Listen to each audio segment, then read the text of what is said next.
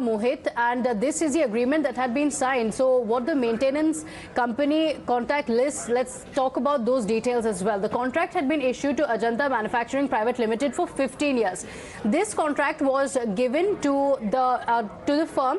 In fact, 8 to 12 months is the time that had been issued to them, but they seem to be in a hurry to open it up, which is why within just 5 months the bridge was not just open, but tickets were also being issued for the people to visit the bridge. In fact, like you mentioned, Aishwarya Jain has been tracking the developments on that front and is at the headquarters of the very same firm. Let's take a look at his ground report. Gujarat के मोरबी में पुल गिरने से 132 लोगों की जान चली गई, लेकिन उसका जिम्मेदार कौन है, इसकी पड़ताल जरूर होनी चाहिए। और टाइम्स नाउ भारत पहला चैनल है जो इस कंपनी यानी अजंता इंफ्रा प्रोजेक्ट्स लिमिटेड के हेडक्वार्टर्स पे यहाँ गांधीनगर गुजरात में आया है। और यहाँ पर जब हम पहुंचे तो हम देख सकते हैं कि 5 सब्सिडरी कंपनी और हैं जिनके नाम यहाँ पर लिखे हुए हैं। Ajanta manufacturing private limited, Ajanta transistor clock manufacturing company, Ajanta energy private limited, Ajanta infra projects limited, Oreva energy private limited और अजंता इंफ्रा प्रोजेक्ट्स लिमिटेड यही कंपनी है जिसको कॉन्ट्रैक्ट मोरबी म्युनिसिपल कॉर्पोरेशन ने जो झूला था, जो पुल था, उसके रख रखाव के लिए, उसके मेंटेनेंस के लिए दिया था। लेकिन यहां पर पहुंचने पर हमें यहां पर ताला नजर आया है, गेट पूरी तरीके से बंद है, यानी कि कोई भी यहां पर जवाब देने के लिए तैयार नहीं है। मैं अपने कैमरा पर्सन हरिंदर को कहूंगा कि वो एक बार इस हेडक्वार्टर्स के विजुअल्स हमारे दर्शकों को दिखाएं, क्योंकि इन तस्वीरों से ये समझ में आता है कि कितनी बड़ी स्केल की ये कंपनी है जिसको कॉन्ट्रैक्ट दिया गया था इस पूरे पुल के रिनोवेशन के लिए और उसके मेंटेनेंस के लिए। लेकिन साफ तौर पर जो हुआ वो एक तरीके से दर्दनाक था। So the rescue operations are still going on. In fact, we've also been reporting from the spot. My colleague gets us a report on the search operations that are currently underway.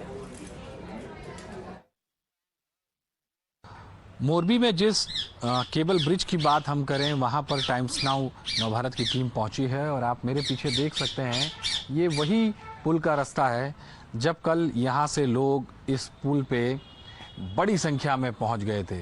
आप देखिए यहाँ पे साफ साफ लिखा हुआ है झूलतो पुल और इंग्लिश में लिखा हुआ है operated and maintained by Oreva.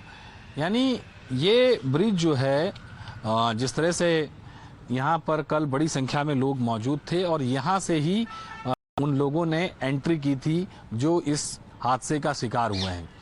दूसरी बात हम ये भी बता दें आपको कि ये जो टिकट काउंटर यहाँ पे बनाया गया है, आप मेरे बाजू में देख सकते हैं, यहाँ पर ये टिकट काउंटर मौजूद है। टिकट काउंटर से बाकायदा आपको यहाँ से टिकट लेना है और टिकट लेने के बाद में आपको यहाँ पर टिकट चेक कराना है। ये एक बेंच लगी हुई है, सिक्योरिटी यहाँ पर मौजूद रहती थी और इसके बाद में आपको अंदर जाने की इजाज़त मिलती थी। हालांकि यहाँ पर टिकट काउंटर तो बंद है, लेकिन टिकट काउंटर पर मौजूद जो कुछ जूनी पुरानी टिकटें थी, आप उनके अवशेष यहाँ पर देख सकते हैं। ये इस पे लिखा हुआ है साफ साफ कि टिकट का किराया लिखा हुआ है 12 रुपये और 15 रुपये और 17 रुपये। इस तरह से टिकटें जो हैं इस टिकट काउंटर से बांटी जाती थी। मेरे सहयोगी मौजूदान मेरे साथ हैं, उन्हें कहूँगा कि अंदर के भी जो विजुअल्स हैं बताएं। आप देख सकते हैं कि अंदर वो काउंटर है, यानी टिकट काउंटर पे से आपको टिकट लेना है और टिकट लेने के बाद में आपको इसके अंदर एंट्री मिलेगी और ये वो रास्ता है जो आपको उस पुल की तरफ ले जाता है। दूसरी बात ये भी मैं बताऊं कि यहाँ पर एक बोर्ड लगा हुआ है, you are under CCTV surveillance, यानी आप सीसीटीवी की निगरानी में हैं और यहाँ पर जो लोग आए होंगे वो लोग इसी रास्ते से गए होंगे, तो उसका पुख्ता सबूत भी पुलिस को और एसआईटी को जांच में मिलेगा कि यहाँ पर कितने लोग थे, कितनी संख्या में यहाँ पर लोग मौजूद थे। फिलहाल दुर्घटना के बाद में यह ताला लगा दिया गया है, ये ब्रिज बंद है क्योंकि टूट चुका है। सीसीटीवी की हमने बात की तो आप यहाँ देख सकते हैं, बिल्कुल मेन फ्रंट पे सीसीटीवी का कैमरा भी जो है वो लगा हुआ है।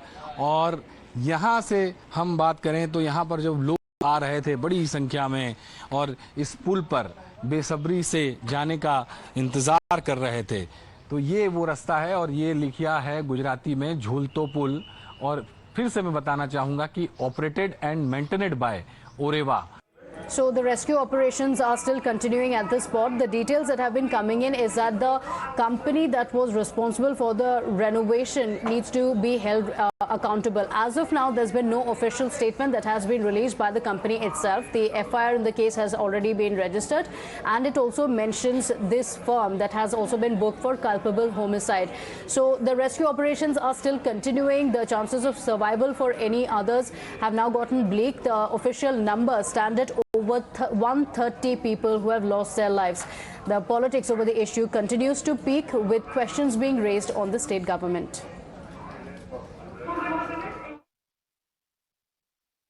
As found by the local station, we have information that 132 persons have died. Yesterday, about 170 plus were rescued by the local people and administration, and about 2 are missing right now. The joint operation of NDRF with SDRF, the local troops, there is the Army, Navy, Coast Guards, all are there, and that is in process. So this remains a top focus here on Times Now as we continue to cover every aspect of the horrific tragedy that has shook the entire country. For now, we're slipping into a short break here.